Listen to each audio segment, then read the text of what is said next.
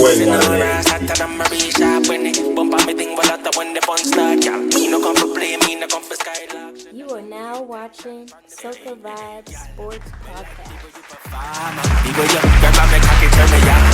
And by your whip, ready to get it on. She got the wine down to the yard farm. So cock it up and put your head by your knee. Never. What's going on, y'all?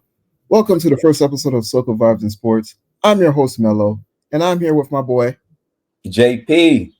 and I'm with my nether boy, Jordan 305, man.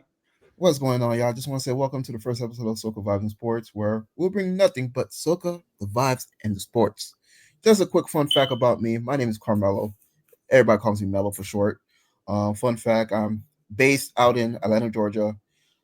Quick fun fact, love soca and love sports, man. Those two things are life for me. And I'm going to pass over the mic to JP. How you doing? My name is JP, and my real name is Javon, if you guys care to know. And I also love soca. We all three, interesting fact, are all Haitian, but we also love the soca vibes and the Caribbean aspect of things. And I'm passing it to Jordan. My name is Jordan from Miami 305. I love sports. That's all I talk about. Breathe, live, eat sports. Ready to get started. Okay, so my first question to you guys would be, what do you guys think about the forest fires going on in Cali? Man, just want to kick this off. It's just a very unfortunate situation what's taking place out in California. Just surprised to see how bad the situation has gotten. I'm surprised that there's not enough resources. There's not enough medical personnel or firefighters to tame the fire. It just sucks that the state of California had to start off the bang, and not in a good bang, but a bad bang. With a natural disaster. Whoever that's in charge, you know, of the system. I don't know the exact position, so please forgive me. They have to do a better job, man. They have to do a better job. They have to, know how to use their resources properly instead of taking, the money, instead of taking the money for, for how to say for their own well being. So it just sucks that what the state of California is going through right now. I just do hope that they get all the necessary help that that they need to pretty much make it happen for themselves. Okay, and you, Jordan? How I feel, first of all, let me say my condolences to anyone that lost family members or all the lives lost in California. But when it comes to the forest fire, man, it just needs to be more better system, better funding stuff in play, like prevent system, something that if you know California is a dry state and there's a bunch of there's a bunch of forests, there needs to be precautions where people have like water hoses and or they have like sprinklers already set to go immediately, like a sensor immediately if a fire start, no matter how big or how small, already help the firefighters, because once a fire start and it gets big, it's kind of hard to stop it. I agree. I agree. So my personal opinion on these forest fires is, like I was telling you guys backstage, I kind of feel as if these forest fires are somewhat man-made. And call me a conspiracy theorist or not, but I just feel like a lot of these things are our own doings. Like I made mention that the 2028 Olympics will be held in California, right? You're right. I just feel as if like a lot of times like the government kind of starts these things and then like helps like fund or build new buildings wherever there's damage and things are like destroyed, they just rebuild, you know what I'm saying? So I Mhm. think that has a lot to play into it. And I also would like refer back to like the situation that happened in Hawaii a couple years ago where they had forest fires, but then again everybody's place stayed upright as far as celebrities like Oprah and the bigwigs, you know what I'm saying? Right. So that's just my personal opinion on it, but I definitely wish them well, and I hope that everything comes to a head. But I'm curious to know, guys, as far as mental health is concerned, how do you feel like mental health is being portrayed in the Caribbean community? You want to take a jab at it, Jordan? Go for it. Yeah, man, I'll take a jab at it. But when it comes to mental health in the Caribbean culture, man, that's not a word, man. It doesn't exist. Will it ever exist? It will only start with our generation, but it doesn't exist, man. Just growing up, remember that my mom, like the way she taught was be afraid of me, not be able to come to me, to be open to me. And as a man in a Caribbean household, there is no such thing as display emotions. That doesn't exist. You're not going to get the opportunity to do it. It's just the way it is, and we deal with a lot, especially as being men in general. Like men are told already out of society, just even out of Caribbean household, to just don't like ball up your emotions, don't talk to anybody, don't communicate with anybody, and then we struggle with that as we get older because we holding on to the trauma that we had from when we was a kid, but we can't really get it out until we're grown now. Right. So I just think like you know it has to be better. Like it has to get better. Like we just have to be the one to take charge and get better. Like when we were now when we're older, we could take a mental health day from work. Back then, there was no such thing as that. Right. You can't tell your mom, "Oh, I don't want to go to school. My mental's not right," or your dad. That's not going to work. Makes sense. No, man, I totally agree with you, man. Growing up too, also in a Haitian household, always taught, hey, man, however how you feel, that's just irrelevant. You get what I mean? Or, a word that used to bother me a lot was sensitive. Mhm. You're being sensitive. I'm like, how am I being sensitive of something that I'm feeling right now? You feel me? Or I say to something that I don't agree with, or I say don't condone to. And I just feel like for me, as I got older, it kind of, messed up my relationship with people in terms of like, um, I didn't want to walk on eggshells on people, nor I said I didn't want to cross any boundaries. So it was to the point, in terms like I used to fear a lot. Used to fear of what people may think of me if I don't do something, or say a certain thing to pretty much agree with them, and it kind of, it really messed me up. That I was against going to therapy solely because I didn't want nobody to play with my mind. That was my thing. I was like, nah, I'm not gonna pay X amount of dollars for someone to play with my mind. But after a while, you realize, man, you carry so much baggage. Like there was a lot of trauma that needed to be addressed, and from there, it's like, wow, I was really like holding a lot of things in. And also, too, man, what I learned from this thing, you just gotta give your parents grace. As bad as you wanna kind of be mad at them or hold a grudge against them because of how they treated you, or how they didn't create a space for you. You just learn like, hey, they didn't grow up on that. You get what I mean? So whatever that was passed down to them, that's all they know. So just want to give a special shout out to my therapist, man. Dr. McCullough, if you're watching this, just want to give you a special shout out. Thank you for teaching me the value of the word grace. So Shout, shout out Dr. McCullough. Yeah, shout shout out out to her, man. Dr. So McCullough, man. so that's what I learned, man. Understand you can't really fault them.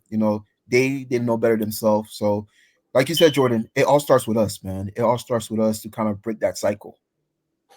Okay, I like that. And as for me, I just learned something new just in this moment. When Jordan said that you can actually take a mental health day from work, I had no clue that you can actually do that. And Really, also, JP? yeah, that was new information for me. But what I would say about mental health is, I always tell people, even your therapist needs a therapist. You know what I'm saying? So why do we feel as if we got everything under control when as sometimes you just need to talk to somebody. Right. And it doesn't hurt to communicate. And I used to feel that way as well. Like I didn't agree with having a therapist for the simple fact that I didn't want to tell a stranger all my problems.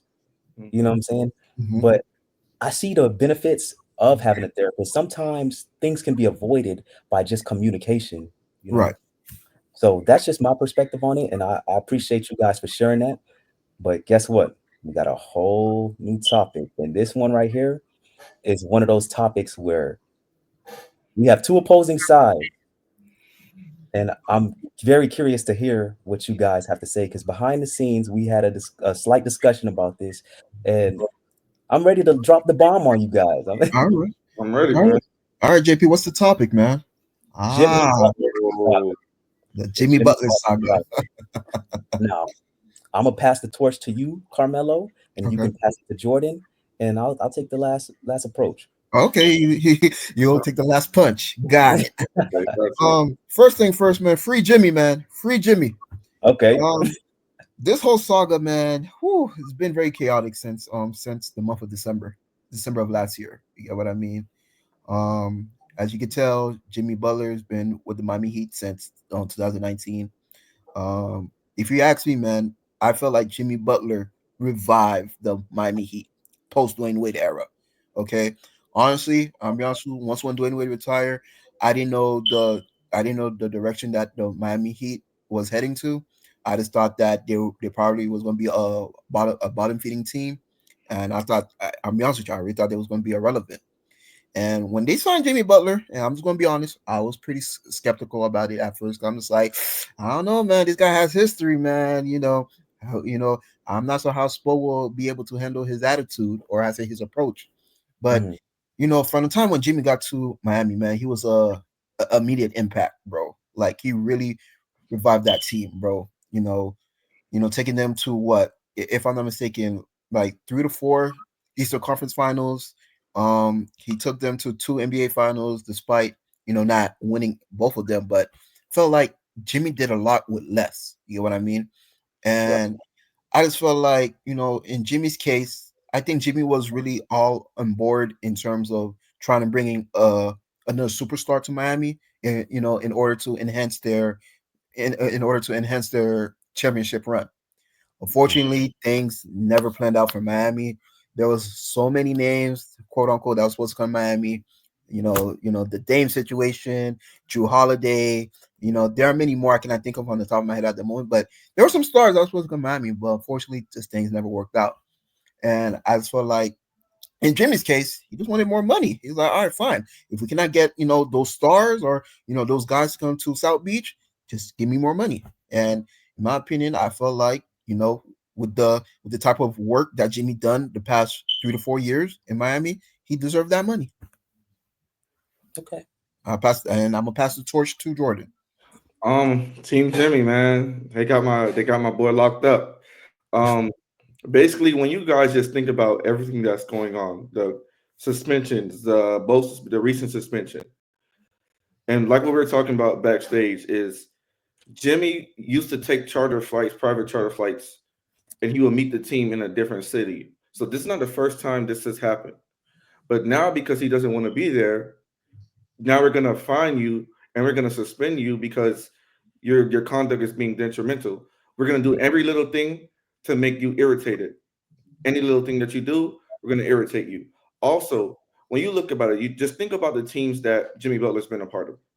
He's been a part of the Sixers. He's been a part of the Bulls. He's been a part of The the Timberwolves. when you look at those teams, what do they have? What did they have? Talent. So when you see Jimmy in Miami, he's looking around. Okay, I got Bam. Who else I got? Mhm. Who else And do I got? yeah, Hero is a shooter. He's yeah. not more so of a scorer yet. So when you look at it, he had talent, and now he's in Miami, and Jimmy's 35. If you're not gonna give me the money, if you're not gonna get the stars, give me the money. I'm doing everything. I'm showing you that I can cruise through the regular season, and then playoffs, I'm one of the best players in the NBA. I Mhm. can. It's a fact. It's proven. Playoff Jimmy is a thing, and you guys are saying no. We're not going to give you the money. We're not going to get another star. So then, why am I here? At the end of the day, it's like the same thing to pick back off what Cam said. I didn't think the Miami Heat would be relevant after Dwayne Wade retired. Yeah, real shit. Organization would lose value because I didn't see a way of them getting to the finals again. The only way I thought they would get to the finals again is they had to draft somebody. But when you look at it, the Heat hasn't had any big free agent signings. Like I said, I'm gonna come back to you, JP, but I just want to provide this quick point. Cooking right now. Pat Riley, he was able to give Tyler Johnson. He gave Tyler Mm-hmm. Johnson money. He paid Dion Waiters money. He paid Mm-hmm. Hassan Whiteside money. Mm-hmm. Goran Dragic money. Mm-hmm. James Johnson money. So, Mm-hmm. so I said, you're here to tell me you cannot give Jimmy just an extra couple mils, towards his extension?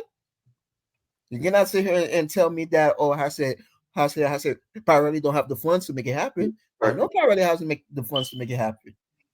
Come on now. I mean, you can hit me with the business aspect all you want. Yes, I understand. Every sport is a business, but bro, in Jimmy's case, if you're not gonna bring the superstars, just give me my money.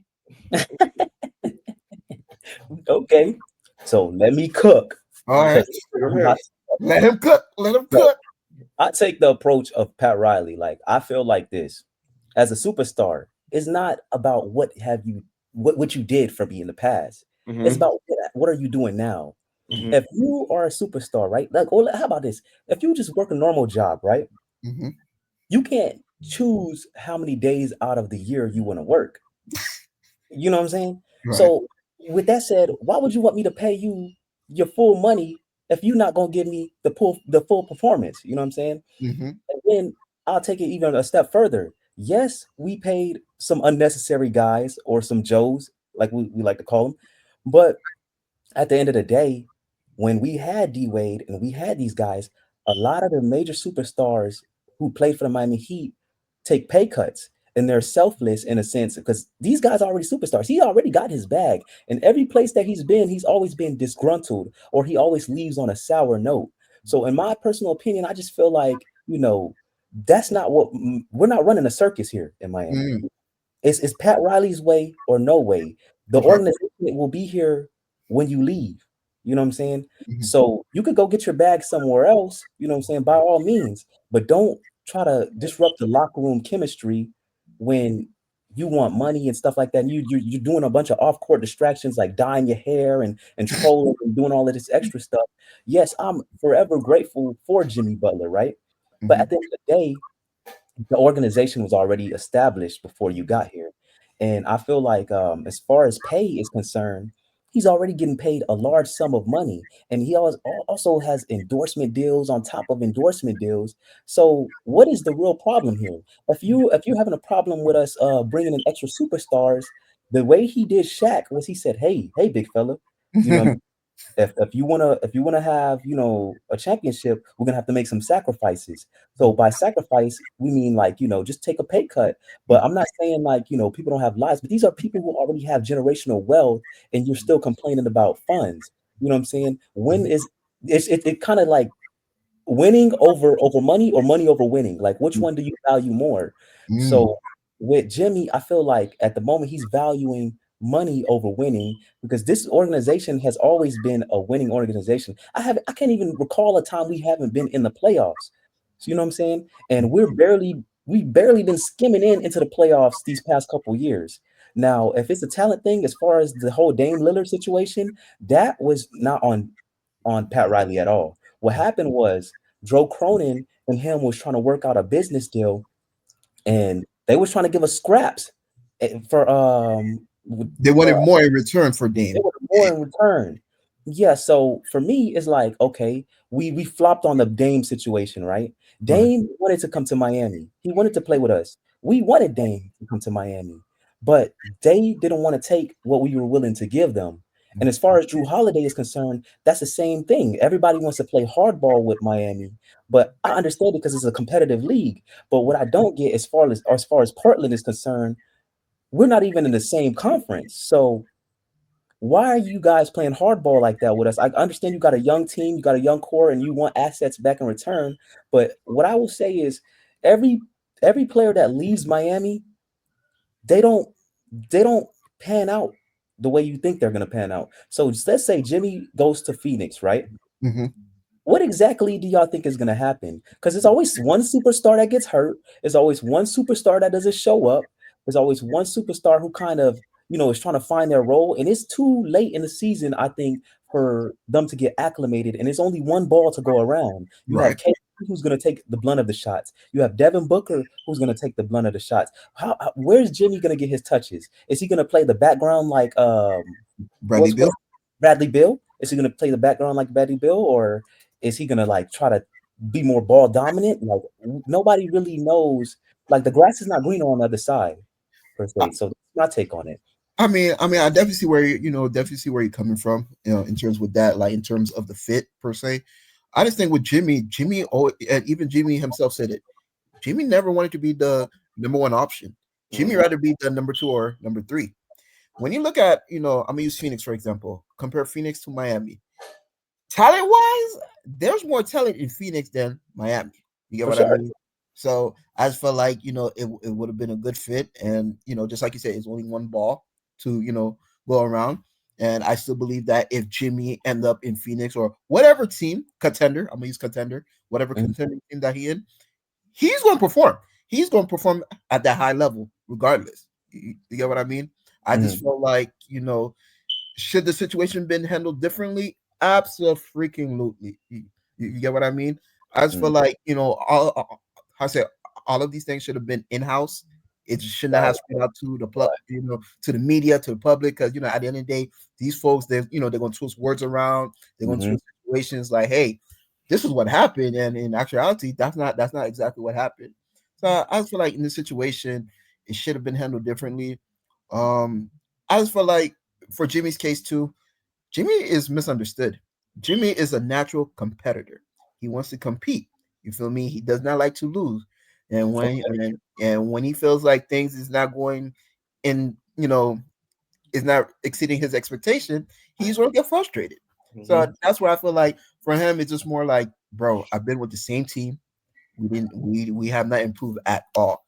If you ask me, like the past couple of years, bro, majority of the guys that they had, they all end up leaving. Max Juice left.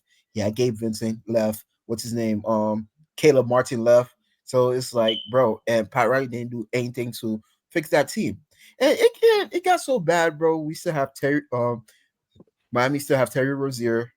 What's his name? Jaime, Jaime, Jaime, Jaime Vasquez. I don't know. He's been on and off this year, even with Nikolai. Nikola Jokic. Yeah, Joe Vicks. He's been inconsistent, and it's like, bro, like, like, where's the other piece? Like, how can we move forward in the East? You get what I So mean? this what I say. This what I say. As far as like, in and out pieces that we have, I Yeah. feel like it's hard to get a rhythm when you have your disgruntled star in the wins, kind of like, popping into the lineup, then coming out. How do you expect the young nucleus to gel if you're not giving them that repetition on the court together? You know what I'm saying? And Right. when it comes to Jimmy, I'll say this. Every organization he's ever played for, we all kind of like say, oh, this could have been the problem, that could have been the problem. But when do we take a moment to say, hey, maybe Jimmy might be the problem? You know what I'm saying? Because this is like 3, 4 organizations he's had a bad breakup with. You know what I'm saying? There Not has to be. necessarily. Okay, so what, Now when you look at it, Jimmy's not the problem, not necessarily. When you take the Sixers situation, mhm. the reason Jimmy left is because they wanted to pay Tobias Harris, Yeah. and That one we wasn't saw him. how that worked out. Yeah. They still in the process with all Mm. the talent they had. You look at the Bulls situation. There Oh. was Derrick Rose was there when Jimmy first got there, but when you look at it, Zach Levine was there, but the talent they weren't winning. They weren't winning, so Yeah. he wanted out. You look at the Timberwolves situation. Jimmy's looking like Cat, bro. You're the best player on this team. Act like it. You're right. He was telling yo, act like Like, it. act like it. You're not doing anything like it. You're the best player on this team. Lead us, Cat. All you have to do is lead us. I'll be the third best player. I'll do whatever it takes to need it to be to win. And when Jimmy was healthy, they were the third seed in the West at that time. Yep, third seed in the West, and Jimmy, he helped exactly. them to the playoff. Yeah, Jimmy helped that T Wolves team go to the playoff. And he went out, and then they dropped all the way to like the 7 or 8 seed. Yes, they still made the playoffs, but come on. And when you look at the Heat situation, the Miami Heat is $1 billion organization. Jimmy Butler is a millionaire. Mm. You can't expect a millionaire to take a pay cut from billionaires. Ooh. It's not Jimmy's job to make sure that the Heat got all the pieces they need. The reason why the Dame situation didn't work well was because, just like you said, they were trying to lowball. They wanted more than what they wanted from other teams. They wanted the Heat to pay more. But when you look at it, of course they wanted more because majority of the Heat players were undrafted. So now you need to make up that revenue that you got to pay Dame, but you got majority. So you would have to give up Caleb Martin. You would have had to give up Gabe Vincent. You would have had to give up Max Struess and probably a couple other more pieces because you didn't have the money for it. All I'm saying with the Heat is you guys have not treated your stars well. it took back to LeBron. LeBron left Miami, yes, because he wanted to go back to Cleveland, but also one of the reasons was because of the way Pat Riley treated him. He wouldn't let LeBron's boys come in the building. He wouldn't Nah, let certain things on the plane. You go back to D Wade. D Wade's your best player in franchise history. That's the D Wade's the reason I fell in love with basketball. And you're telling me the man that got you three finals appearances, well, five final appearances at that time, but three they won three, three, three out of three the five. in Miami. You're telling me you don't want to pay him an extra couple million? No, You don't? I feel like the D Wade situation was mishandled. But back to Jimmy in a sense, I feel like this. You if you like I said, can you go into corporate and say, hey, this is what I want and this is how it's gonna go down? You know what I'm saying? You gotta stay down till you come up in a sense. Right. Like you can't just, like the $1 million to $1 billion reference, which I really appreciate. You have to stay in your lane when you're following structure. Structure is what makes the culture in Miami. Right. So to kind of go outside of the structure, that's not showing that you're a team player. And I just feel like, a leader, even if you're not the best player on the team, I still consider Jimmy Butler a leader. A leader is supposed to galvanize rather than divide. And Right. I feel like more so he's done a lot of division rather than galvanizing. But yeah, we can go on this topic for No, a little minute. So to quick question. So okay. I said this is just a quick bonus question. Mhm. So, with Jimmy requesting a trade out of Miami, what are some destinations you guys see him going to? So I hear Memphis is in talks, but I don't see how he would exactly fit in Memphis. I think that'd be a good young squad. You know what I'm saying? They would allow him to sit out a couple games, however many he wants to sit out, to then allow him to be playoff Jimmy. Yeah. But at the same time, Morant is somewhat of a ball dominant guard. So I can't see that particularly gelling. And as far as the whole Phoenix Sun situation, it's about 2 or 3 divas on the squad already, superstar Mhm. divas. Mhm. You know what I'm saying? Mhm. So these we're talking about guys with major endorsement deals and like you said, making money, you know what I'm saying? Right. So I don't think it's more so like how they're gonna gel on on the particular team, like how he's gonna gel in Phoenix or Memphis. I think it's more so like what can you provide to a team that already has its nucleus? Mm. Makes sense. For me, obviously the obvious gonna be the obvious. I see him going to Phoenix. Mm-hmm. Okay. Definitely, like if he's looking for that championship run, I think Yeah, Phoenix is the the team to go to. yeah, the team to go to for sure. A wild card team, and you guys want to call me crazy for this? Detroit. Detroit. Detroit. I would Sorry. love to send them to Detroit. I'd love to, because at this point I'm frustrated as a fan. So hey, if we got to send him to Detroit, send him to Detroit because we're gonna have to see him 4 times a year. You know what I'm There you saying? go. 4 times a year. I'm all about that. I'm all, And go ahead. oh, that's a nice transition into this question right here. Okay, How do you guys feel about the NBA ratings and bro, it being at an all-time low? you go first. No, you know what? I'm gonna give the torch to JP. I want you to answer that question, JP. You go first. So as far as NBA ratings are concerned, I feel like if we was to, send Jimmy to the Pistons or whatever the case might be, it'll help their market, but as well, it'll create more buzz on TV because the narrative will be Jimmy Butler's first game back in Miami, or the Heat going to Detroit to play Yeah, Jimmy Butler. That'll be the whole storyline in a yeah. sense. And what I will say is, as far as the NBA ratings are concerned, right now we in playoff football. We in playoff football. What are we talking about here? You You're know? Like, I think things will pick up. Steam, the train is going to get rolling. We're not even at All-Star break yet. We have 82 games in the season. right. So, I would like to hear Starboy's perspective on that. Mhm. How I'm taking it is that behind NBA ratings, you have like a couple being low. You have like a couple dominoes. One, you have the simple fact that the TV deal that the NBA signed basketball is on too many different networks now. So Mm, Way too many different networks. I man, agree. So where you want to watch games, sometimes you have to either download an app or create a new yeah, subscription to get that. Like it's too many different things. Basketball is everywhere now.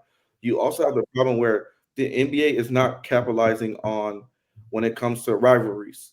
They are putting games like if you look at Day games, nobody wanted to see LeBron versus Steph on a Christmas Day. nah, Like nah. that's It's not getting a rivalry. Like you mm-mm. need to get rivalry games to bring up the ratings or players that don't like each other. Like Devin Booker and Paul George don't like each other. There we go, right there. The game right there. You like Guns. Trey Young versus the Knicks. Always like you need to make sure it's more rivalry games, and the NBA has been doing bad with that. And it's also the Stars' fault, and also too because the NBA is not the same anymore. I don't blame the Stars, but it's more player friendly. More the players are friends with each other, so it's kind of hard to build a rivalry unless you just have like unless a player just don't like a player. Mm. So I got a question for Starboy.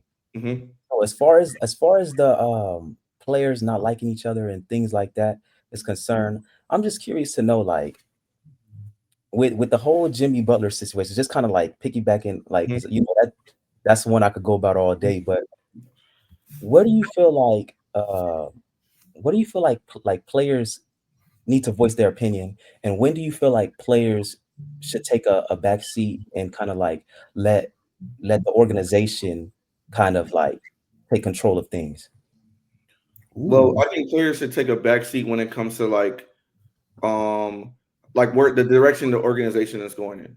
Unless you're a star player or a valuable piece in the franchise, do not interrupt with that. Like it's for Jimmy's case, he has the ability to, give some, advice into who the Heat should sign. But then at the same time, you have issues where the star may mess up the team's chemistry by saying something because every the problem with the NBA, it's not a problem. I'm happy, but it's also it creates a problem because every player has a voice now.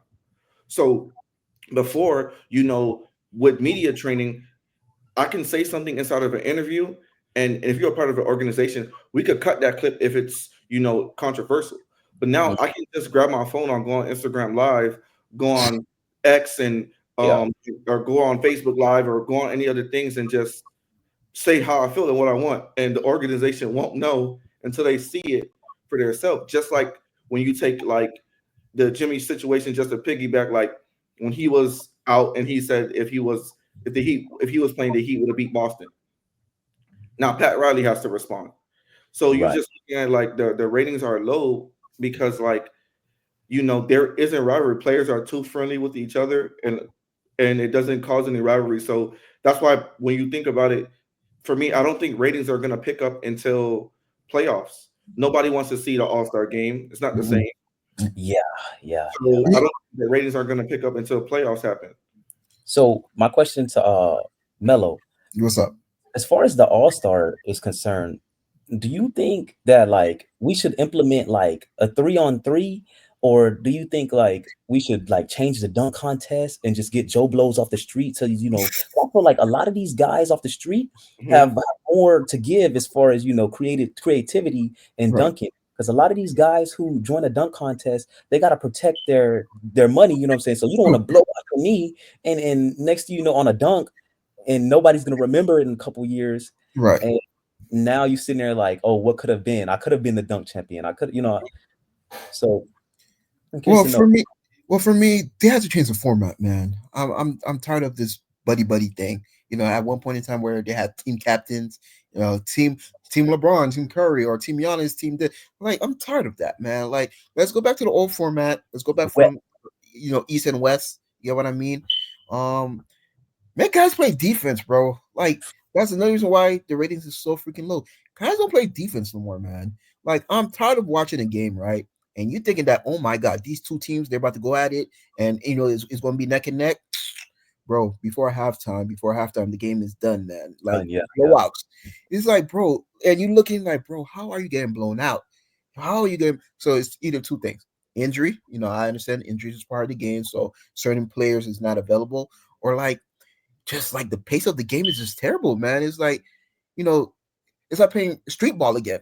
Like, yeah, you go into the court and it's like, well, I'm not gonna try hard. I mean, all I'm gonna do is make uncontested or has a contested shots, and for no reason. You get what I mean? Cherry And picking. then from there it's like, bro, like you lose the love. You lose the love of the game, man. You feel me? I don't mind it being like a high scoring game, but at least make it be close.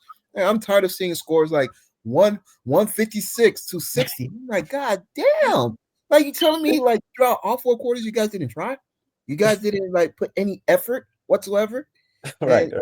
And and I'm just tired like the NBA giving like primetime games. It's like, oh my god, these two teams about to go at it, and you're looking like, okay, especially I say, especially to those that like to put in parlays. They like to put certain individuals over. And like I said before halftime, shit, it's over when it's like, damn, there's no point of like continuing the game. But I just No. felt like they have to do a better job in terms of implementing more defense, like play more defense, of course, and that load management crap, it has to stop. Right. Right. Right. It has to stop, man. Like, I hate seeing guys play one game tonight, next night they don't Next. play. Then next, look at Joel Embiid. When's the last time have you guys seen Joel Embiid played on national television? Who's that? Uh, Oh, my point exactly. It's like, no, but no, on a serious note, like the NBA and the um NBA Players Association, they have to do a better job because even right now, like they kind of changed the rules.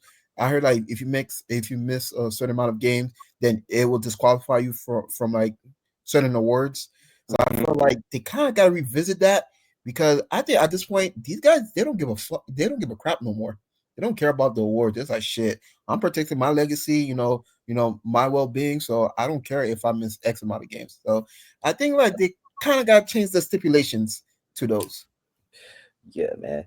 What about you, Starboy? How you feel about it? Gotta let just like you said, gotta let the Joe blows, man. And gotta let them, because you see the problem with the when you just look at the slam dunk competition, right? A Mhm. Mhm. problem with it is because nobody wants to participate. So when you think about it, if we had a slam dunk competition where we had John Morant and Zion, that people's watching that. Ooh, I'm The tuned in. games in general, people are watching that. We don't care about the other two names. We care about those names. Right, What's top me. what's the Caucasian guy who won it? McLean. But Mm-hmm. Yeah. I didn't even see that dunk contest. You know what I'm saying? So, yeah, but the problem is because of that, stars are not competing. So my thing is this: either they should do two things for the All Star game and for the dunk contest. Either you're gonna make it a money is gonna be for the prize winning team or for the player. Because now see what the Joe Blows, what they could do is that see the Joe Blows just need exposure. If I'm being on a national stage, I don't have to pay you because I'm bringing you. Yes, there can be prize money for the winner, but I'm bringing you on a national stage of a Hmm. National Basketball Association. It's going to give you followers. It's going to give you interviews. It's going to give you more revenue. Exactly, it's going to give you so much motion that and promotion that. Oh my God, this person won a dunk contest.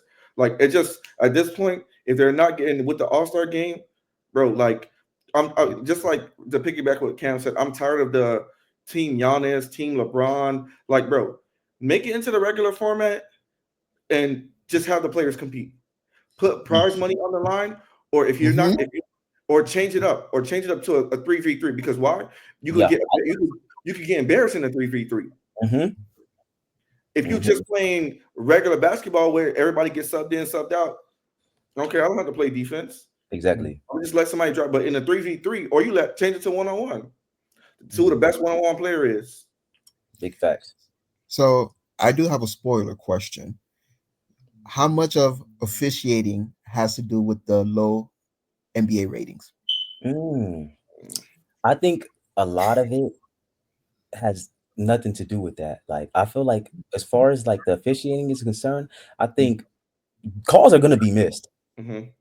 No matter what sport, calls are Okay, going. okay, So I think as long as it's consistent, like I've seen a lot. Like that, I was watching a game the other night, and I thought I was watching Monday Night Football, and it's a Heat game. No lie. So you just never know how the game is going to be officiated. So as long as it's consistent for me, that's all I care about. okay. With the officiator, I think it has its good and its bads. So when you think about it, what the NBA wants, they want high scoring, more high scoring games. So what Mm-hmm. that mean? More fouls. Mm-hmm. You're gonna get more fouls, but also it's a bad thing because you're looking at where they're like people are like the league is soft. Yeah. There was a point in time you blow on James Harden, foul. So it's like it's that two things where because certain players are getting so much foul calls and it's bumping up their stat line, but then at the same time, it's like if one team goes to the foul line 40 times a game and the other team goes 10 times, Well, and you that's just the get that question. discrepancy. Right. So I just feel like that's another reason. Right. So now to transition.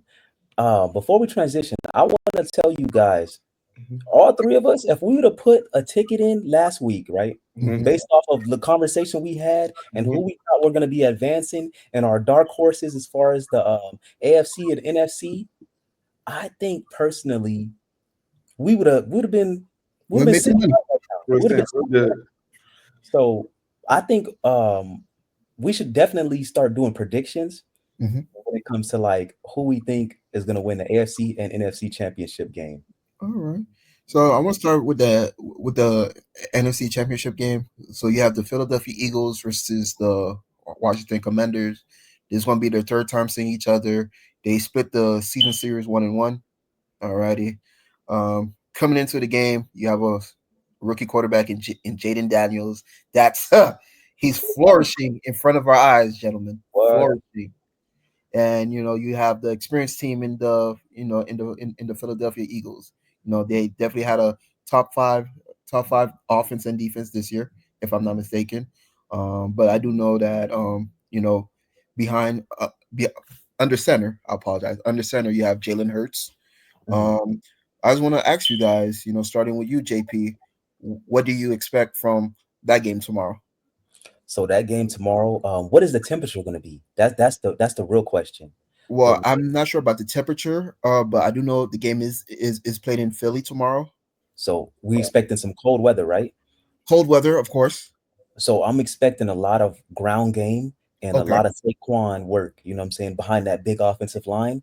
Mhm. Now, what I will say is we might have a shootout on our hands, Mhm. but I think that Philly will try to control the pace of the game by keeping it on the ground and running those third and ones, you know what I'm saying? Mhm. So I feel like as far as the game is concerned, I think Washington definitely has a chance because these are two familiar opponents. You know what I'm Mhm. saying? So everything, all the game plan is out the window. It's Right. just your best against my best. Right. But what I'm curious to know is who's gonna kind of stop or how are they gonna how is the Eagles gonna neutralize the young phenoms running ability? You know what I'm saying? If they put a QB spy out there and they kind of lurk on him and kind of keep everything in front of them as far as their zones and Vic Fangio style defense, that's what I think can be the ultimate decider of the game. I think that Philly may edge it out, but in a close, hard fought battle. Now, I Okay. want to see the phenom. I want to see the young phenom take it all the way. But I'm just thinking, like, Philly has been in this position before, and I don't know, like, will the lights be too bright for Jaden Daniel, or will he decide to show up and play how he's continued to play? So I think I'll take Philly in that one. Jordan. Man, I'm going with Philly, man. Eagles all day, man. When you look at it, well, you just guys think about this, right? Just look at it, how the whole regular season has been for Jaden Daniels, and he's basically had the best rookie season we ever seen. But when you look at it, and when you look at these playoffs, he has to play great in order for them to win. He cannot play subpar. He cannot have turnovers. Like he has to play great, and that's a problem because when you look at it, Philly doesn't need a lot from Jalen Hurts. If they Mhm. cannot block Saquon, the game is over. Right. I believe like how last week was when they played when the Eagles had played the Rams, Yep. the temperature will be the same. Where in the first half is going to be a lot of, it's just cold, getting, the rain's coming down, but the snow will come down in the second half. Yeah. So it's going to be a lot of running. And we both of their backs, Eckler and I forgot the other back's name. I think his name is a junior. Oh, Robinson. Robinson Robinson. Jr. Robertson, He's yeah, out now. they can't. Both of them don't equal Saquon. No, Right. no, no, no. They They don't. They don't don't. equal Saquon. Well, So it's just for the simple fact of the matter is Jalen Hurts don't have a lot, and then if you're gonna stack an extra man in the box, that leaves AJ Brown and Smitty mhm, 1-on-1. And mhm, we seen when they played each other last time, AJ Brown got the best of Marshawn Lattimore. Mm-hmm. mhm, So just that in that toll is like I don't see. And if you just look at the game last week, the game could have been a more the Philly could have blown out the Rams way before, but way before the it couldn't have it shouldn't have even been a close game. I Had agree. AJ Brown hold on to the ball, that's a touchdown right before halftime. Go up 2 scores. So you just look at it where it's like Jalen Hurts doesn't have to be a hero. He doesn't have to be. He can do short passes. Now he has to do better of throwing for more yards, but at the same time, that man 2-6. You can't stop 2-6. Six Then the game is over. over. Like let me tell that you, man different. I I watched Saquon, right, when he Mhm, was on New York, and I always would say, like, if this boy get an offensive line, mhm, who's no telling, like no telling. But what was signed and sealed and delivered for me that he's probably the best running back in the league was that play this year when he just jumped backwards and Over some. that Jacksonville defender, right? I was like, oh my god! Every time I see that play, that's probably like up there and equivalent to that Odell catch. mhm. I'm saying that was a generational play, Right. or even that Justin Jefferson catch against Buffalo. Was that a year ago? Yeah. Yep. That I didn't know if he had some type of magnet in his gloves or whatever. But man, so Saquon, I can't deny his greatness. So that's why I feel like Saquon is and the Eagles are going to take this one. What about you, Melo? I mean, for me, I'm gonna go with the experienced team. I'm gonna go with Philly. I'm gonna start with their head coach, Nick Sirianni. Felt like he's matured a lot this Right, right. past year. Mhm. Last year, he did a lot of boneheaded plays. I just felt like he wasn't, humble. He wasn't humble in those situations. You get what I mean? Really, at Mhm. one point in time when their security guard or their sideline guy got suspended, then from there everything just went downhill for them. Yeah. Then this year he brought in a new OC, a new DC, and they have done a great job with the team. You get what I mean? So I just want to give a shout out to Nick Sirianni. He matured this year. Also too, man. Jordan, you said something. You said something to us last week for like Jaden Daniels. In order for him in order for that team to win, Mhm. they have to be at least one score ahead. So I just think that he cannot be playing behind. He Yep. definitely either has to be neck to neck or he has to take the first lead. And I think the game last week against Detroit, he pretty much did that. He pretty much he pretty much just put his foot on the gas and he didn't look back since. And obviously, of course, I'm not going to give him all the credit, but obviously, that defense stepped up. Mhm. They forced 5 turnovers against Golf. Um, I do expect them to be physical tomorrow. I'm not going to lie to you. I think that their defensive coordinator, they're going to come after Hurts. He said this week, like, hey, if Hurts run like a running back, we're going to go after him. But either way, I still feel like they're gonna come out with this. It's definitely gonna be very close. They definitely got to open up their passing game. I feel like even though last week they still won the game per se, or has it even the week before that, the passing game hasn't really been too effective. You get what I mean? But I know for a fact, Washington's going to do anything and everything in their power to limit Saquon. So hey, Smitty, and Brown, they have to be active tomorrow. And felt like last week AJ Brown played a crappy game. Felt like on some crucial moments where like I feel like, hey, the Eagles should have been up at least 2 scores, man, at least 2 to 3 scores last week, in my opinion. So Mm. I think like tomorrow will be like a redemption game for Brown, and how to say I have no doubts about that Philly defense. The secondary kind of iffy. Is there Ricky playing tomorrow? By the way, Um, Mitchell. yeah. Uh, so if he doesn't play tomorrow, I don't know. So I think that secondary part might be exploit, but I just think they should still stick to their game plan and just continue to execute. Go Okay. after Daniels. Give him different looks, confuse him. You know, don't make him comfortable in the pocket and contain. contain. That's going to be the word tomorrow. Contain, because you don't want him to extend no plays. And if he extend plays, hey, say bye bye. But other than that, man, just to stay on topic, I'm gonna go with the Eagles in a close one. I'm gonna go final score 31-28, Philly.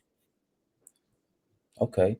So the question that I have for Mhm. y'all boys is in this game, who do y'all feel like is the better quarterback in this moment?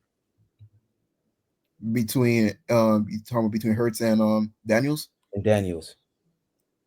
I'm gonna be honest with you, Daniels. Okay. Daniels. Yeah. I can agree, Daniels. So now to the AFC. Whoa. Whew, Whoa. Mm-hmm. whew. The As I say, woo. window. Man, what I'll say is you can't deny Patrick Mahomes' greatness. And even though my team is the Dolphins and I am an AFC, watcher and lover, I just feel like yes, I'm just tired of seeing the same guys go to the chip every year. But I can't deny Patrick Mahomes and his ability to read coverages and always make the right play and things of that sort. Now, with Josh Allen, right? Of course, I have a strong disdain for the Bills, but I respect the Bills. And the thing I like about Josh Allen is the fact that in critical moments, he's able to put that Superman cape on and say, "Hey, y'all let me work." You know what I'm saying? Right. And the thing about this matchup is I'm sure Josh Allen is hearing all the talk and he's tired of Patrick Mahomes getting the better of him. And a lot of these games are not even like, his fault on why they might come up short. Same with Lamar. And we'll kind of speak on Lamar a little bit because last week did happen and that was it was kind of sad and disheartening to see that drop from Mark Andrews. Mhm. But we're here now.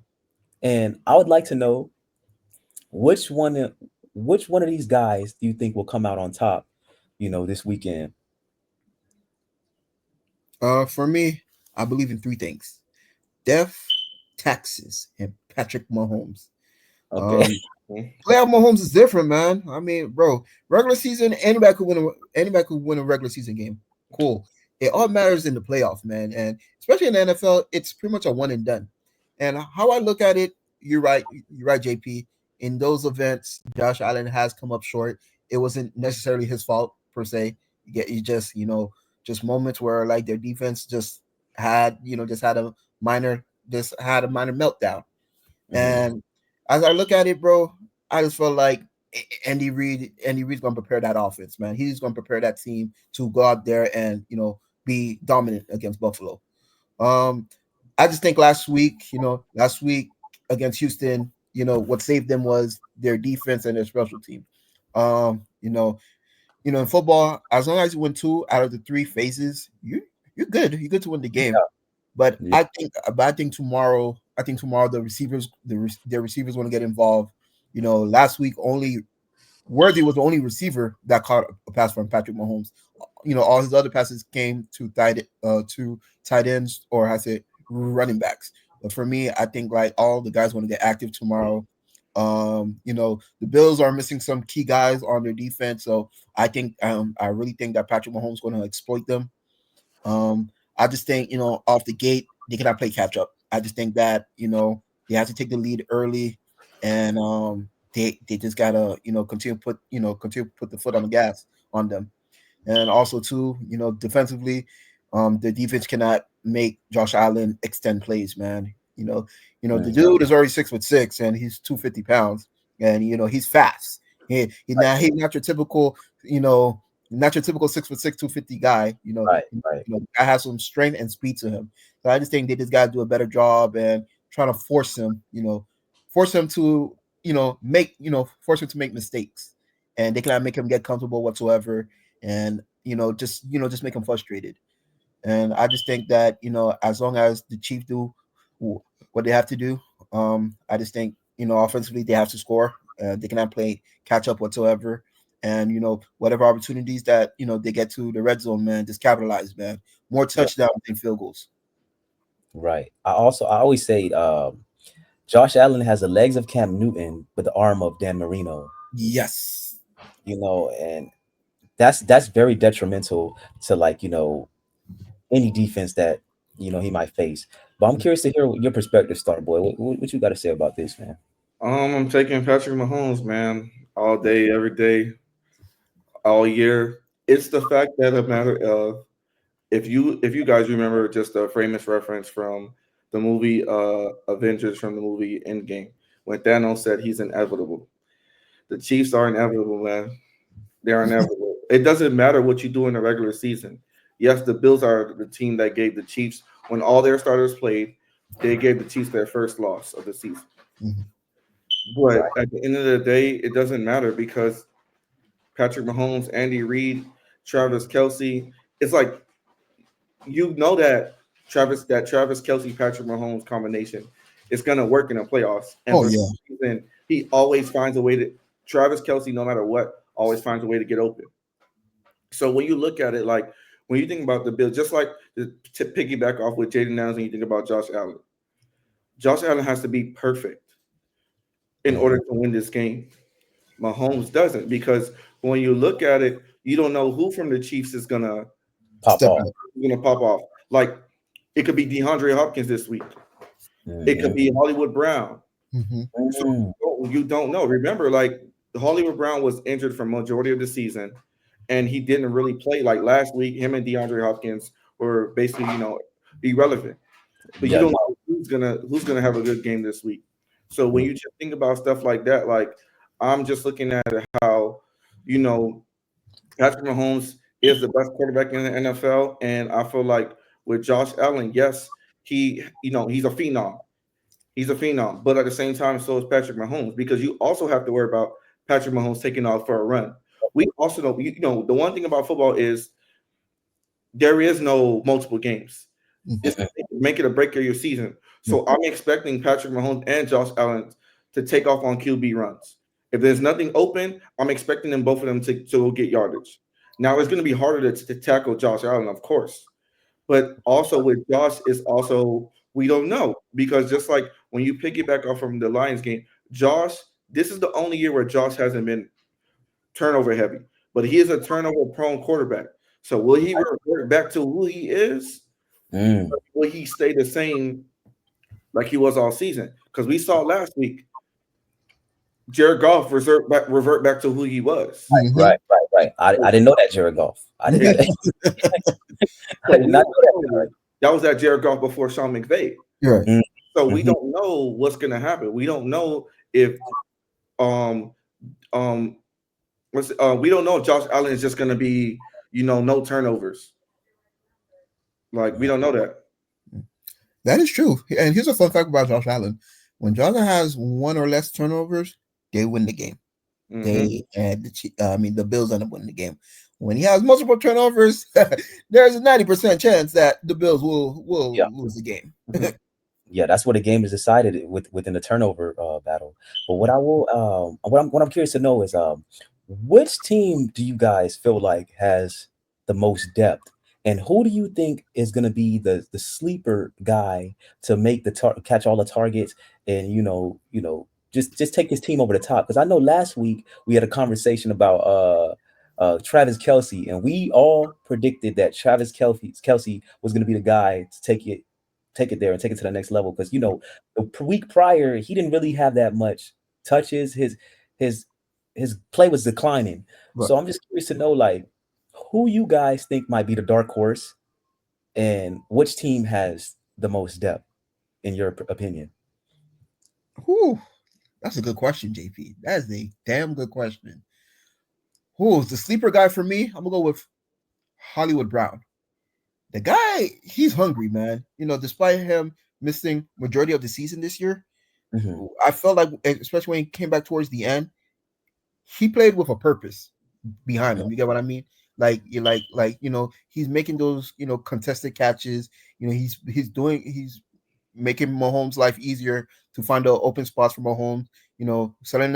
Settling down in the zone, of course, and just like just taking advantage of his opportunity. So I just think this right here will be a breakout game for him. And I felt like all the attention is going to go towards Worthy and Kelsey, of course. I felt like this will be Hollywood Brown's moment to shine, to shine against that Bills secondary. So I really think he will go off tomorrow. Okay. And you, Starboy? I'm going Hollywood Brown. Going Okay. same thing. When you look at it over the years, you got to think about it. So think about the Chiefs, but prior to this year, when you think about let's just take the last 2 years. After the departure of Tyreek Hill, when Tyreek Hill was there, the Chiefs were more a high flying offense. Mahomes is throwing the deep ball. But then Mahomes had to learn to settle for the checkdowns. We're gonna check the ball. We're gonna check the ball down. And I remember at the beginning of this season, I don't know if you guys remember that Patrick Mahomes said he mastered the check down. He want to get back to throwing the ball in the air like bombs over Baghdad. Right. So the thing is that, yeah, like so. With the thing is that like with Patrick Mahomes and Hollywood Brown, and you look at Xavier Worthy, that's like a track beat right there. And when you look at it, it's like remember now for the first time in Hollywood Brown's career, he has something to play for. Mm-hmm. The same thing with DeAndre Hopkins. Like now they have something to play for, and it's a one or go all game. The Bills secondary is not that good to me. Okay. There's a bunch of young players. They're not proven. Shout out to DeMar Hamlin and everything he overcame. That's like, scary that happened on the field. But at the same time, like he's not the best safety in the NFL. Right. So you think they'll attack that? They will attack that, yeah, because you're gonna try to double. The only person you're gonna try to double is Kelsey, and you can't. Okay, so my question to you, Starboy, is you know how we was just talking about the Washington and Philly game, right? And how that game is gonna be more controlled on the ground. My curiosity to you, my curiosity is like with this game, do you think is gonna be more of a running style? You know what I'm saying? Or do you think they're just gonna bombs away due to the like weather conditions? Like, how do you feel like they're gonna come out due to weather conditions? You think it's gonna be a straight air raid, or is it gonna be like a little mix of everything, a little jambalaya, a little passing, a little running? Like how do you feel like they're gonna come out? I think it's gonna be a mix of everything. Okay. Because their deep ball is not proven. That since it's not proven that Mahomes is not going to just throw the deep ball the whole game, but I think it will be a little bit of everything, a little bit of the deep ball, a little bit of Isaiah Pacheco. Him. They say he run like an angry toddler. A little bit of Isaiah Pacheco. That's You a have fact. Travis Kelsey but somehow he always find a way to get open. And just like you guys said, like even though these teams are not a divisional game, but it's basically a divisional game because they know each other so well. They play each other so well. So I'm looking for Andy Reid to come up with some new plays that the Bills have not seen before. Like no disrespect to the Bills and Sean McDermott and their new offensive coordinator. He's done a great job with Josh this season. But that Andy Reid and them plays that you've never seen before, it's different. So him pulling out plays that you've never seen before. It's like, for example, now you could put Hollywood Brown and Worthy in motion. Right. Having both of them go into motion, the different type of things they can do, the different type of routes they can do, is like I'm just thinking, and I'm just like the best thing to do is attack the Bills secondary. Oh yeah. The Ravens, we see what the Ravens do. They were going up and down the field on the Bills. The only problem was turnovers. Turnovers killed them. So as long as like it showed that the Bills secondary is not that good. Then if you guys too watch that Ravens and Bills game, they did something in that second half. I think that the Chiefs need to kind of take a note on. They only allowed them to score 6 points in that whole second half. You get what I mean? So, and one thing about Buffalo, they love to run the football. You get what I mean? And I'll be honest with you, I don't think Buffalo's receiver is all that great anyway. Keon Coleman, he's been in and out the lineup. Not too much for the state guy. Not too much. Yeah. Oh, I apologize. Then it's Amari Cooper. I'm surprised. I thought when they got him, it would have exactly. I really thought like By Mhm. them getting him, I thought he would have helped Josh Allen's passing game, but they've been subpar. You get what I mean?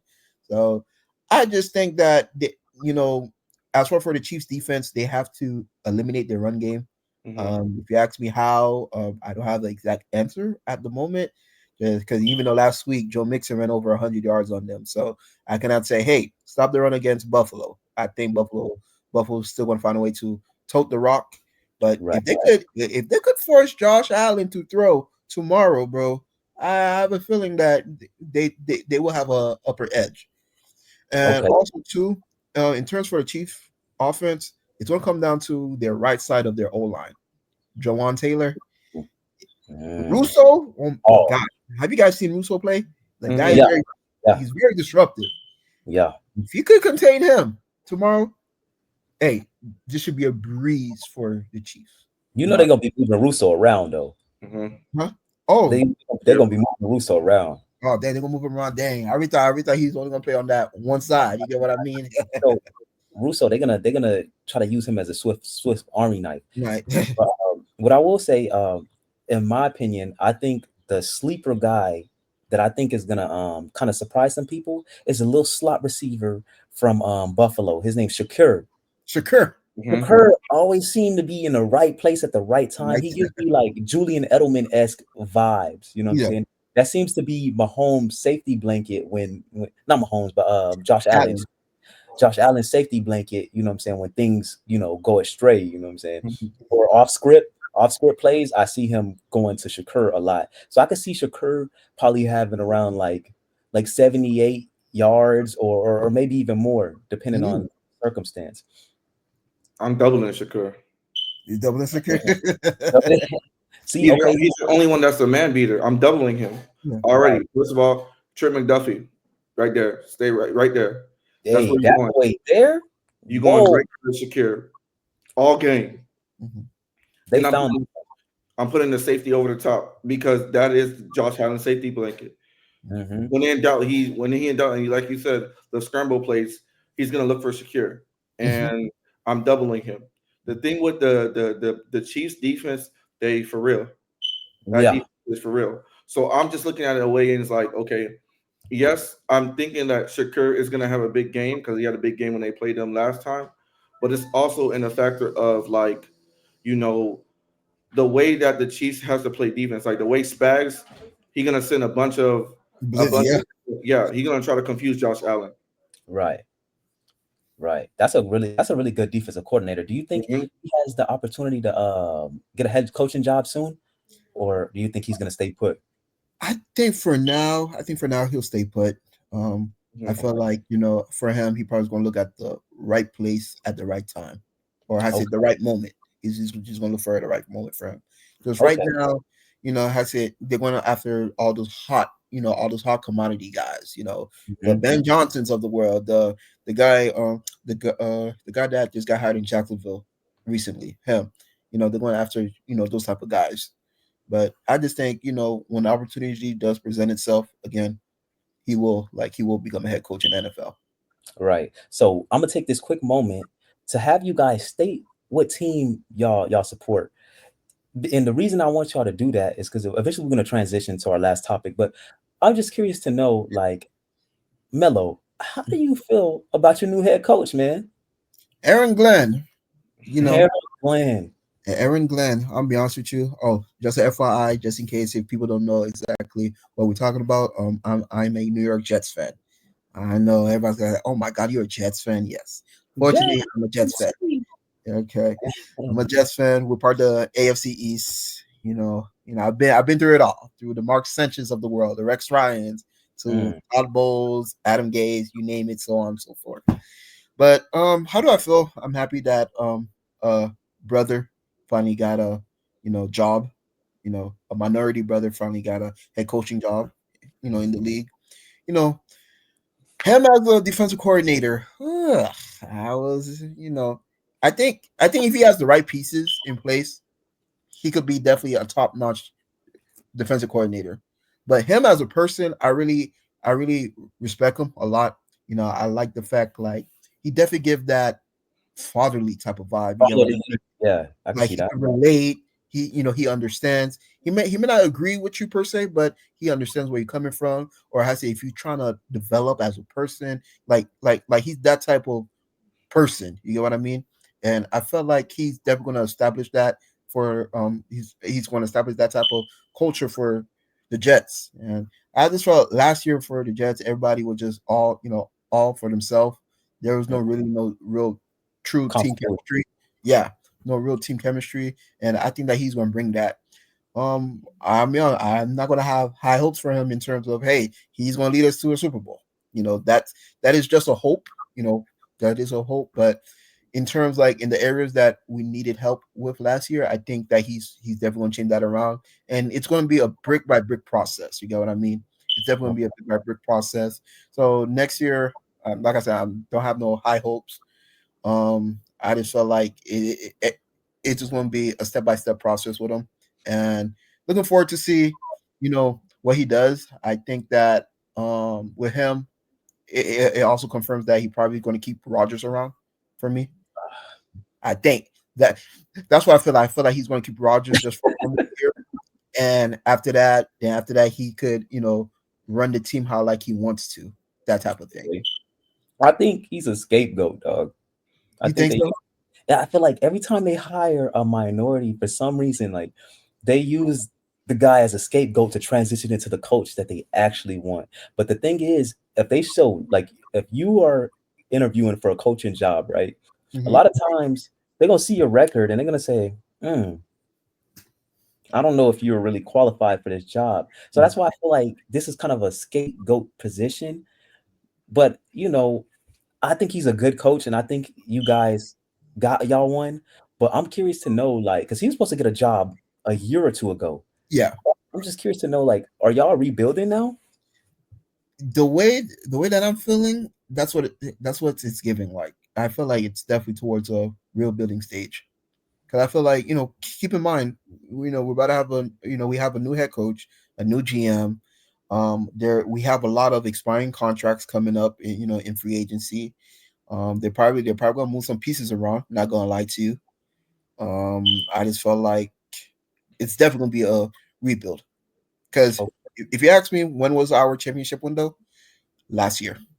If Rogers never got hurt, that was our championship window. But okay. despite what transpired this season, nah, it's done. Like, it's clip. It's clip four. DJ Reed is about to be a free agent. We didn't have a perfect edge rusher this year. Will McDonald, he did his thing, but it's like, okay, cool. But we didn't have no one else on the other side to kind of provide that same productivity. Bryce Huff disappointed me. I say Bryce Huff. What's his name? Number 7. William Reddick. Hassan Reddick. Reddick. Hassan Reddick. Oh gosh. You see, exactly. You see, I forgot. You forgot. Yeah. The type Who? of the type of productivity that I thought he was going to bring this year. He didn't do jack squat. So I just think it's definitely going to be a real building stage for sure. For sure. I'm not going to sugarcoat it. I'm not going to downplay it. That's the direction it's giving. Okay. What about you, Starboy? Who man, what's your Scapegoat, scapegoat, Scapegoat. scapegoat? scapegoat. Everyone say I don't scapegoat. think he should have took this job. I I don't don't think he should have, this one either. because when you look at it, right? First of all, you don't know if you're the thing I don't like about Aaron Rodgers, even though he's a phenomenal talent, generational, but he plays for the last couple of years. He played a teeter totter game. Am I going to retire? Am I going to stay in the NFL? Am I going to retire? Am I going to stay in the NFL? So the problem with that is you don't even know who the quarterback is right now. You don't know who the quarterback is right now, and we show it doesn't matter how many weapons you got. If that quarterback cannot perform well, it's not going to be a good season. And Mhm. they're going to blame Aaron Glenn. Think about it. Like, we just saw 2 minority coaches get 1 year with they didn't even get time to build the team. Bye, you're gone. You're gone. Just 1 year. So it's like I don't see how he's not going to be the scapegoat, because what's going to happen is, and we saw mid-season, the problem wasn't Robert Saleh. Mhm. We Mm, saw that wasn't a problem. It was Rodgers. He got fired. Another minority head coach. Mhm. So I'm just looking at it as Aaron Glenn, like, Yes, he's a phenomenal coach. Like as far as in a D coordinator, like he's amazing. But at the same time, it's like you guys need to draft a new QB because yes, I believe the same thing you believe, Cam. The piggyback off what you said, I believe your championship window was last year. So if you're not in the championship window no more, you have to get rid of Rodgers. You have to. I know Aaron Glenn said he wants Rodgers there, but you look at it, Garrett Wilson doesn't want to be there anymore. Yeah, he doesn't. Yeah, those guys You shit look at it, fast. I got over 1,000 yards with Zach Wilson. Right, He was right. offensive rookie of the year with Zach Wilson. Mhm. And somebody that's supposed to be a generational talent come in and he brings his guys in. He brings in Devontae Adams. Mhm. He brings in he was another guy from Green Bay. I forgot his name. Um, Lazard. Lazard. He brings in Lazard. Lazard. So now he's not getting the targets that he's supposed to get. And when you think about it, it's like, what are they going to do with Devontae? Mm. Because I believe his contract is up. No, yeah, actually, his contract is up after. Yeah. So what are you going to do with the Hassan Reddick situation? He was your best edge rusher, and you brought him in late in the season. Mm. Now, I'm not saying he didn't underperform, but we all know how football works. Mm-hmm. It's a difference between being in shape and being in football shape. Okay. Yeah. Yeah. So, like, it doesn't matter how well you work out. It doesn't matter how much you bench. It's different than when you're getting hit or when somebody like practice can't prepare you for in-game block. Like when you have to go against somebody that's 300 pounds with the same amount of skill as you. Right. So it just y'all need to the rebuild needs to happen. But look at you would have to go after a veteran QB. The best two QBs already taken. We already know they're taken off the board. They're not going to the Jets. No. So what other QBs can you get? If you ask me who I really wanted, and I do hope that he managed to still be available, the kid from Syracuse, Cal McCourt. Okay, that's I the think guy in the draft. yes, Okay, I would not mind him having him as as my QB for the Jets. If it wasn't for him, the guy from Penn State, Drew Aller. Mm-hmm. okay. But after what I saw against Ohio State, I was like, yeah, never mind. Yeah, come back, come back to school for another year. What But pick y'all have? we have the 7th pick this year. Oh, okay. You know, Y'all gotta get a quarterback, man. I got an idea. You know who I would go after, and Who? he probably gonna play a whole another year. I would go straight after Arch Manning. That's who I want the Dolphins to go after. I would go after Arch Manning. Yeah. Talking about the Dolphins, let's transition to you.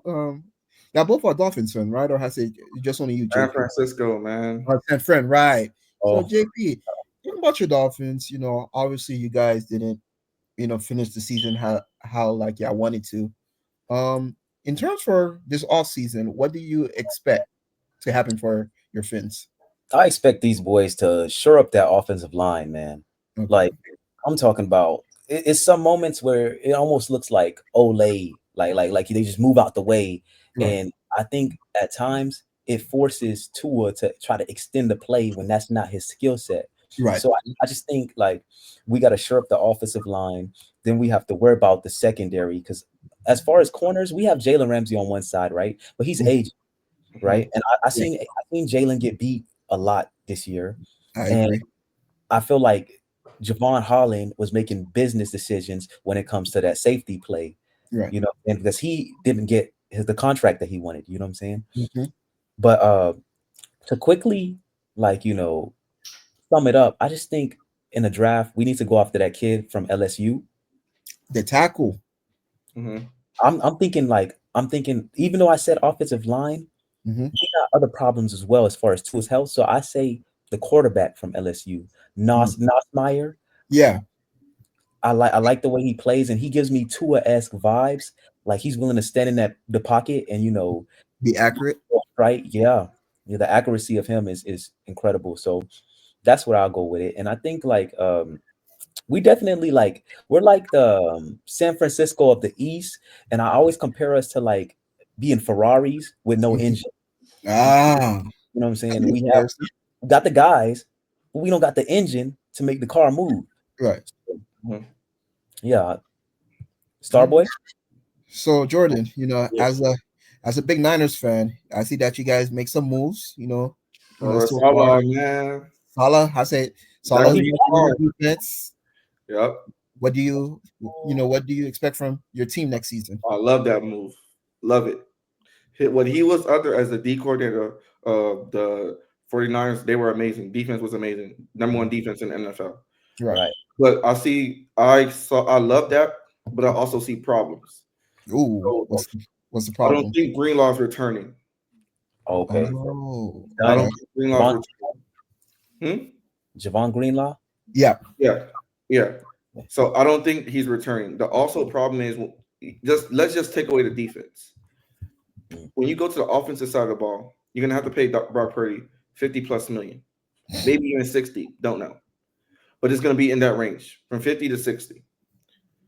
Then you also have a problem where Debo Samuel, his contract, and we know this. We know Debo's not a man beater. He's Mm-mm. he's a running back masquerading as a receiver. Facts. He's So doing he's it. not a man beater. Also, problem is Brandon Ayuk is going to be out. I don't think he's going to play the whole at all next season. Mm. Because of that injury. Because The injury, I believe he torn the ACL and MCL. Ooh, So he's not coming back. 100% right. He's not coming back next season. And McCaffrey got hurt like Exactly. So I don't know but McCaffrey's been injury prone in his career.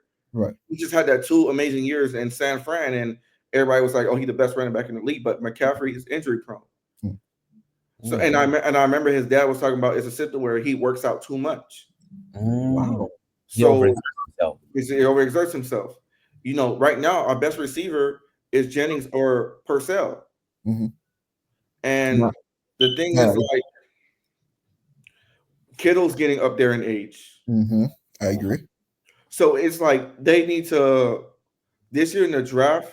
You need, in my personal opinion, I don't think Brock Purdy is a game changer. He's a No. game changer. Mm. So it's like my biggest thing is they need to, like, you got to see the writing on the wall. You need to get new pieces now. Go after players in the draft now. I believe we have the 11th pick in the draft. Go after receiver now. Don't wait, because if you wait, it's going to be build a team. They need to draft a lot of this year, offense and defense. Right. So that's just what I see. So I want to ask y'all two these questions because both of y'all coaches been with y'all with the organization for more than 3 years, right? Mhm. Do y'all feel y'all coach will be in a hot seat next season? Mm-hmm. Why? Why do you say that, JP? I feel like Mike McDaniels, I love him as an offensive mind, but I just think like he's too soft with the players. And I also feel like Mike McDaniels, like he's too smart for his own good. Good. Like if you see a situation where it's 3rd and 1, you have a running back for a reason. You know what I'm saying? Instead, he'd rather throw a cute little bubble screen and the whole play will get blown up. You know what I'm saying? So I just feel like certain little things, and I don't think he's won since being with the Dolphins. I have to look up this stat, but I think he's probably only won 2 challenges out of all the challenges that he's taken. Wow. So Like, you talking about the red flag, right? The red flag. yes, his judgment, or whoever the bird in the sky, the eye in the sky is, they're not looking out for him because I think he wants to be everybody's friend when that's not we're not running a circus over here. We're not running like a like this is not the boom boom room. You know what I'm saying? Right. Let's get things going, and maybe we can at least win a playoff game. I'm not, as a Dolphins fan, I'm not even asking for a Super Bowl right now. I'm asking for a playoff win. Just a playoff win. And every year it seems like I'm just sitting down in my apartment with my hand on my head like this, kind of trying to figure out why we keep on going through the same cycle, and then we overpay guys, and we're all about show, but no result. You know what I'm saying?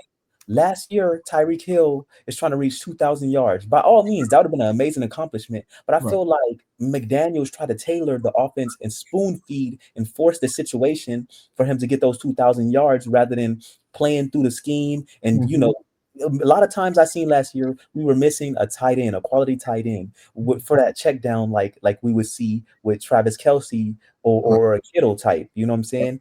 And now we finally got the tight end, but now our our air raid offense is gone because there's always two safeties over the top. You know what Hmm. I'm saying? And they know how to shut us down because we're not running the ball. We Right. get no real rushing yards. And I love uh Devon A Chain, but the problem with that is he's a smaller back, Mhm. and I need somebody who's gonna run in between the tackles. Tackles. But I to agree. transition on our final topic, I want to know what y'all guys think about the Bronny James performance last night. I was baffled. I was baffled. I had to look at it because I say on ESPN they like to show you, hey, he's got 31 points, and he was. They say he was what five, like five of 11 from three, and I started to get curious. I'm like, okay, how many shots did he took to get that pretty much get that 31 points? And Right, right. lo and behold, he really played good. He really played good last night. He shot near 50%, about 50%, and he had 6 points at the half, and he scored 25 in the second half. So I really think that was pretty impressive. I Yeah. mean, Go ahead, Starboy. that's the young king, man. Man.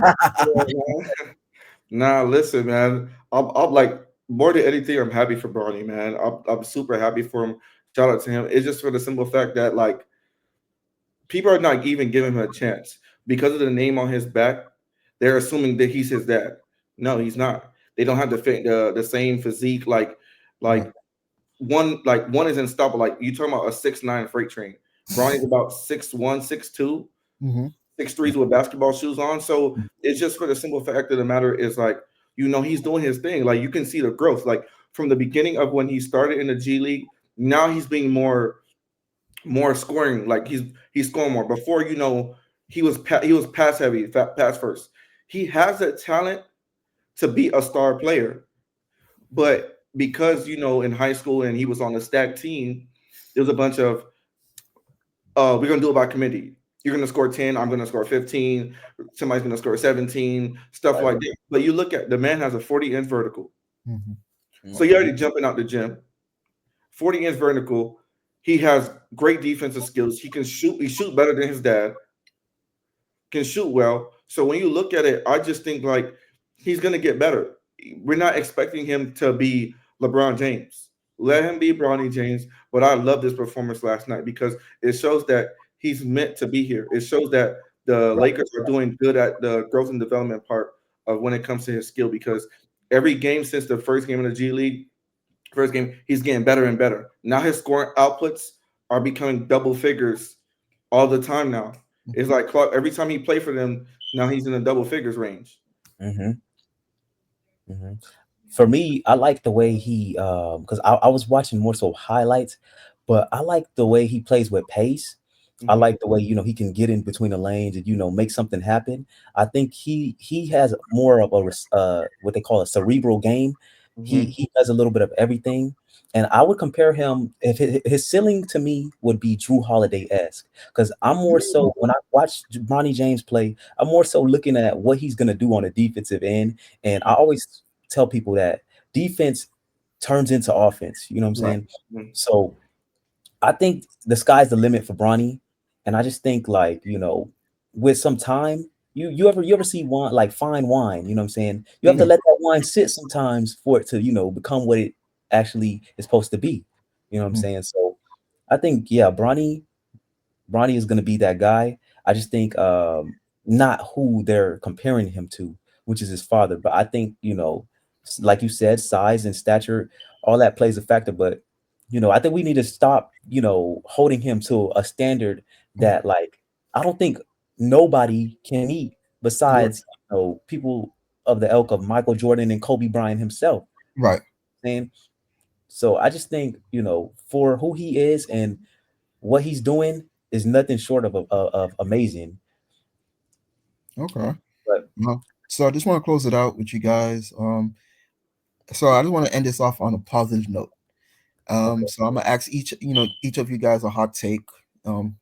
Something to close out the show.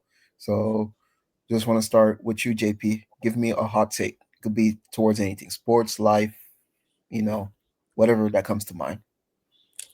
mm, I think when it comes to like just like the topic of mental health, I want to piggyback on that again.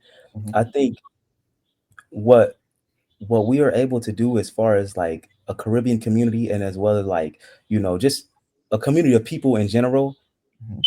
all it starts with is one conversation.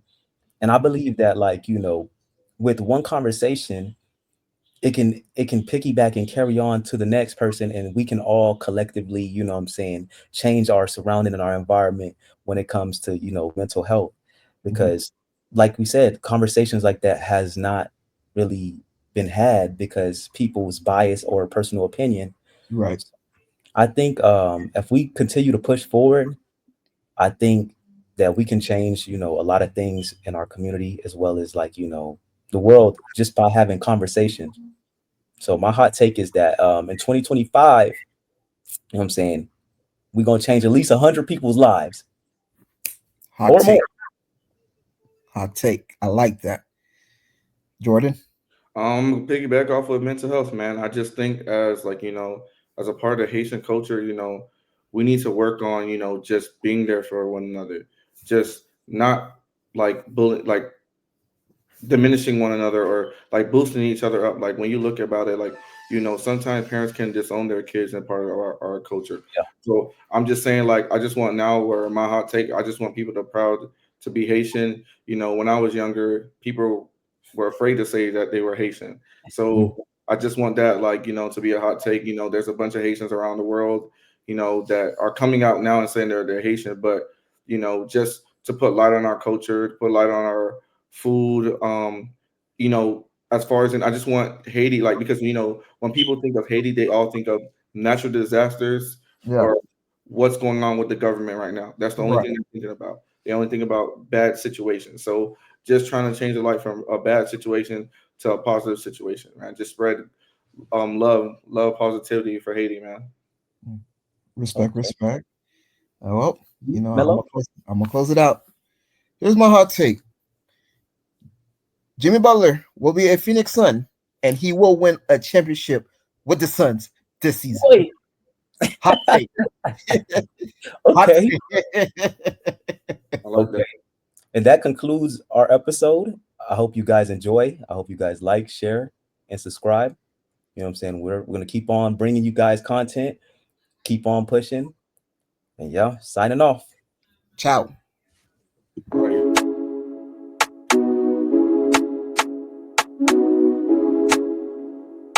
Oh yeah. Well, listen. Sexy no rise, hotter than Marie Sharp. When it bump on me thing, well, that's when the fun start, y'all. Me no come for play, me no come for skylark. You are now watching Soca Vibes Sports Podcast. People, you grab on me cocky, turn me on.